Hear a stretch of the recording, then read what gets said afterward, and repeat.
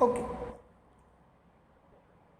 this is the second chapter, civics, part 2, federalism.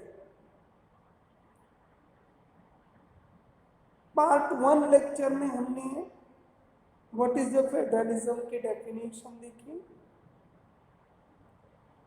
की features of federalism, and third part, holding together and coming together unitary federalism को हमने देखा। आज हम second part में the power division in India, there are 3 important categories, we all say that,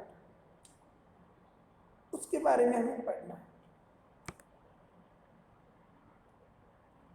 तो this is division of power.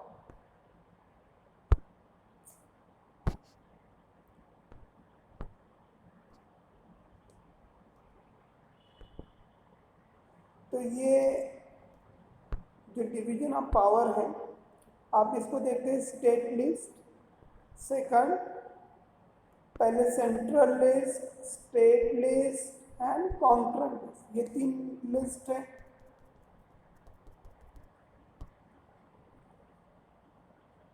तो इस list को हम अच्छे से समझते हैं। सबसे पहले division of power of constitution has divided into union state government. तो अकॉर्डिंग टू लिस्ट पूरी इंडिया की पावर को 2 लिस्ट में कन्वर्टेड किया। इससे पहला देखते हैं यूनियन लिस्ट। यूनियन लिस्ट पे गवर्नमेंट, सेंट्रल गवर्नमेंट जो होती है वही लॉ करती है, उसके ऊपर कायदा बनाती है।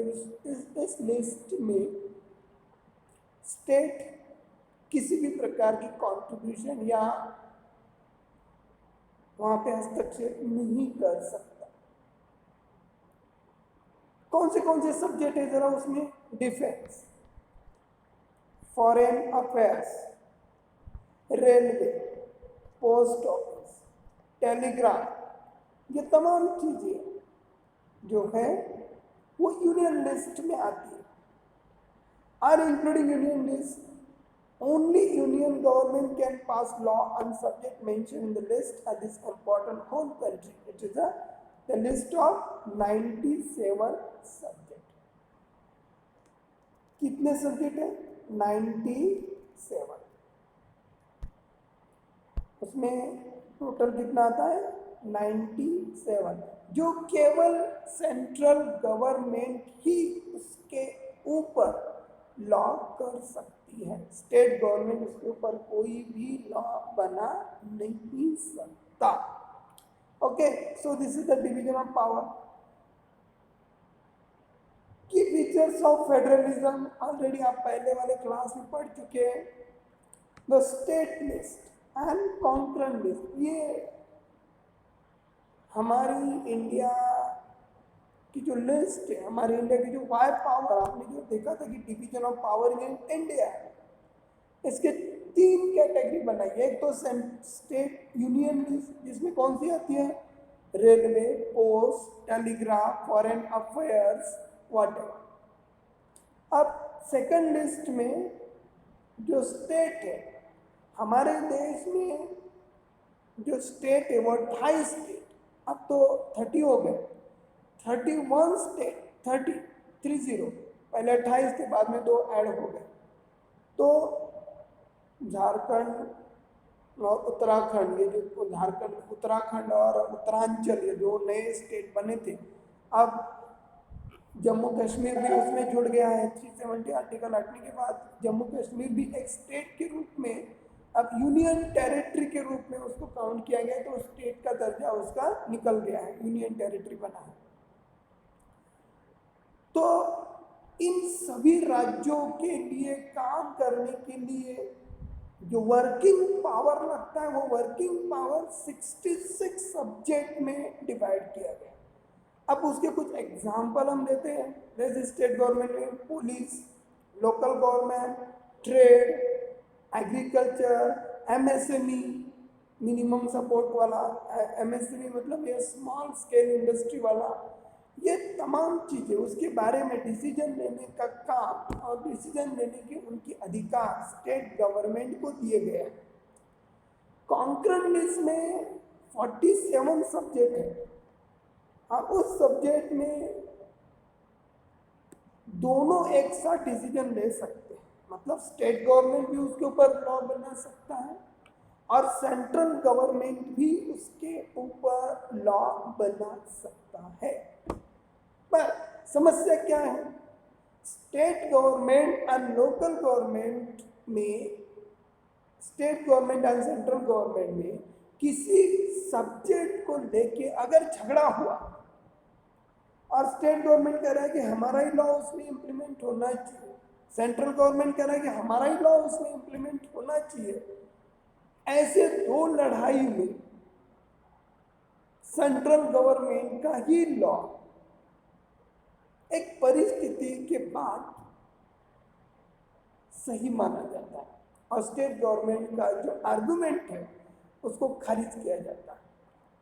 So this is the list. इसमें खासकर economic planning, education structure, PWD public work department, जिसमें स्टेट गवर्नमेंट का भी होता है, सेंट्रल गवर्नमेंट का भी पब्लिक वर्क डिपार्टमेंट होता है, गार्डन, पब्लिक प्लेसेस का यूज करने के लिए दो तरह के लॉ बन सकते हैं, स्टेट का भी लॉ बन सकता है, सेंट्रल गवर्नमेंट का भी लॉ बनता है। अगर सेंट्रल गवर्नमेंट और स्टेट गवर्नमेंट में अगर अनबन हुई, तानातानी हुई या कुछ लड़ाई हुई, झगड़ा हुआ, तो सेंट्रल गवर्नमेंट का ही लॉ फाइनल माना जाता है। तो कॉन्करेंट लिस्ट में 47 है और इसमें दोनों ही मिलकर लॉ बना सकते। सेंट्रल लिस्ट 97 जो केवल सेंट्रल गवर्नमेंट की लॉ बनाता है।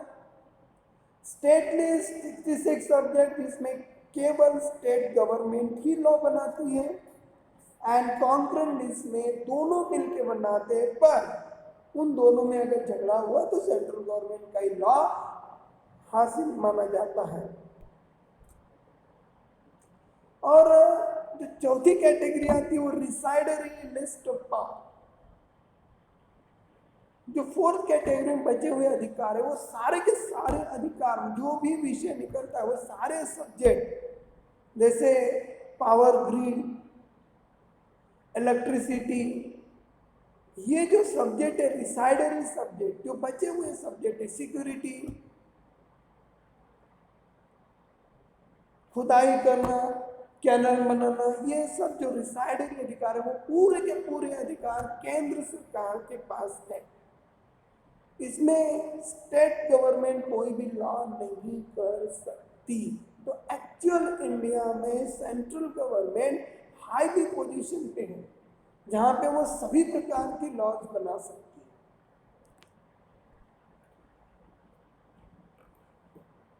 खासकर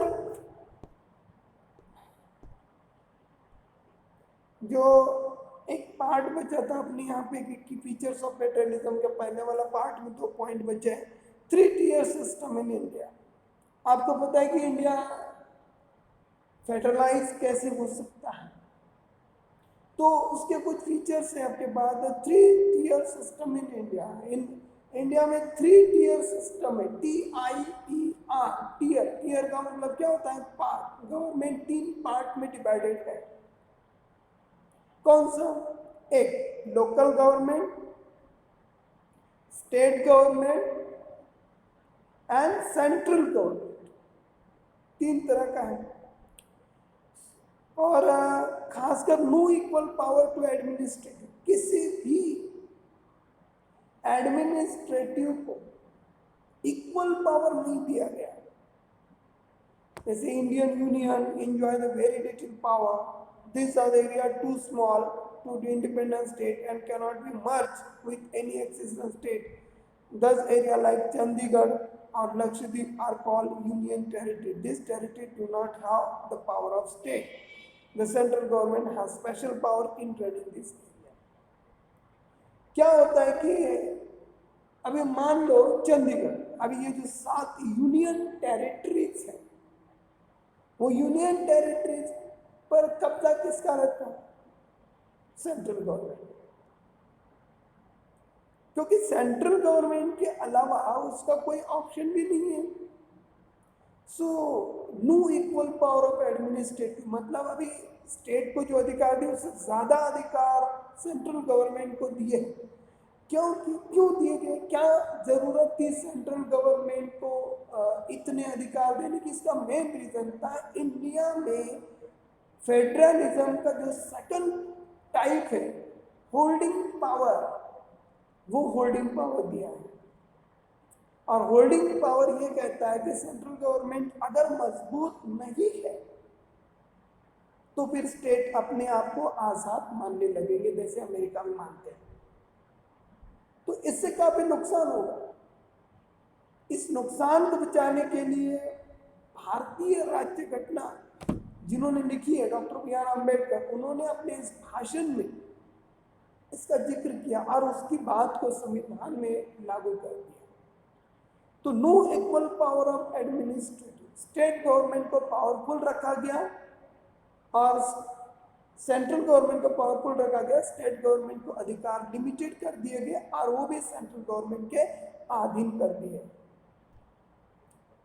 consent of the both level of government, क्या होता है? The constitution can not be change unitary of level of government. Any changes or amendment to the constitution, the first passed by both the house parliament with at least 2/3 majority.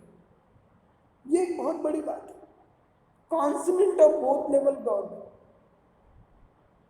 आपको पता है कि constitution के खिलाफ कोई law बनाना हो तो केवल लोकसभा में विधेयक पास करके नहीं चलेगा, आपको राज्यसभा में जाना पड़ेगा। राज्यसभा ने बनाए हुए लॉ के लिए, राज्यसभा ने बनाया हुआ कोई लॉ, कॉन्स्टिट्यूशनल अमेंडमेंट वाला लॉ, उसे लोकसभा की परमिशन लेनी ही पड़ेगी। और दोनों हाउसेस अगर सही हो गए, मतलब राजी हो गए, तो राष्ट्रपति की वहां पे साइन लेना जरूरी है। राष्ट्रपति 3 बार इस प्रपोजल को मना कर सकता है, 3 के बाद वो प्रपोजल को मना नहीं कर सकता है। लेकिन राष्ट्रपति का प्रपोजल लौटना, ये जो जनता है वो अच्छी भांति समझती है, तो ये जनता के डर की वजह से सही लॉ बनाने की रिस्पॉन्सिबिलिटी इन हमारे MP MLAs पर होती है। Supreme the judiciary in India, अभी हम देख रहे हैं कि इंडिया एज ए प्रैक्टिसाइज कैसे है। क्या ये सारे फीचर्स जो खासकर ये फीचर्स फेडरलिज्म बनाने के लिए यूजफुल है? सुप्रीमसी ऑफ जुडिशियरी, इंडिया में ऑलरेडी सुप्रीमसी, आप बताएं कि सुप्रीम कोर्ट सबसे ऊपर होता है, सुप्रीम कोर्ट का आदेश ना मानना ये क्राइम माना जाता है। तो सुप्रीम कोर्ट का जो भी ऑर्डर है, जो भी सम्मान है, वो तो सबको रखना ही है। और federation in judiciary system, any dispute between central and state government to refer supreme court have been vertical in final. State and राज्य सरकार का अगर किसी वाटर जल या वाटर प्रोवाइडेड करने वाली स्कीम है, उसके ऊपर झगड़ा हुआ, तो सेंट्रल गवर्नमेंट की स्टेट कोर्ट, मतलब जो हमारा सुप्रीम कोर्ट है, वो इन दोनों की दलील सुन के उन पर निर्णय देने की प्रक्रिया करता है। इसीलिए वो सुप्रीम से और उसके ऊपर राज्य सरकार का या सेंट्रल गवर्नमेंट का कोई भी दबाव नहीं होता है। सेपरेट सोर्सेज ऑफ इनकम, राज्यों को अपनी अपनी इनकम सोर्सेज दिए। स्टेट गवर्नमेंट का अलग है, सेंट्रल गवर्नमेंट का जो आलेख है वो अलग है। मतलब इनकम कलेक्ट करने के कई और भी तरीके हैं, separate sources of income. Central and state government has an income tax, excise duty collected by union returns to slum revenue. Slum duty were conducted by the state. So this is the second part of the chapter. Why India practices in India? तो सबसे पहला जो हमने देखा था, What makes India a federal country? हम point क्या देख रहे हैं? What makes India federal country? उस कंट्री में हमने डिवीजन ऑफ पावर देखा है। डिवीजन ऑफ पावर में state government and local government. उसके बाद हमने देखा था कि why India practise federalism in India, उसके फीचर्स है। फीचर्स हमने देखे स्टेट लिस्ट जिसमें 66 सब्जेक्ट आते हैं और राज्य सरकार इसके ऊपर लॉ करती है, जिसमें सिक्योरिटी, पुलिस, डैम बनाना, गार्डन बनाना वगैरह सब चीजें आती है। कॉन्करेंट लिस्ट में खासकर स्टेट लिस्ट में 66 सब्जेक्ट और कॉन्करेंट लिस्ट में 47 सब्जेक्ट चॉइस किए। और इन 47 सब्जेक्ट में जो भी लॉ बनाया हुआ लॉ केंद्र सरकार के लॉ के खिलाफ जाता है तो राज्यों का लॉ कैंसिल करने का पूरा अधिकार सुप्रीम कोर्ट के पास है। So this is the key features of federalism. Residuary list में इन सभी विषयों के अलावा जो विषय आते हैं उसको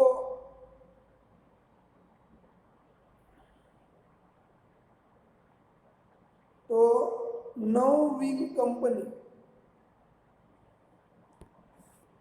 रिसाइडरी list matter 3-tier system in India, no power of equal administrative, consent of the both level of government, supremacy of judiciary. So this is the second part of the chapter. Please learn it and समझ लीजिए, understand कीजिए। इसमें 3 mark के board के question छुपे हैं, तो आप अच्छे से लर्न करके उसको समझ लीजिए।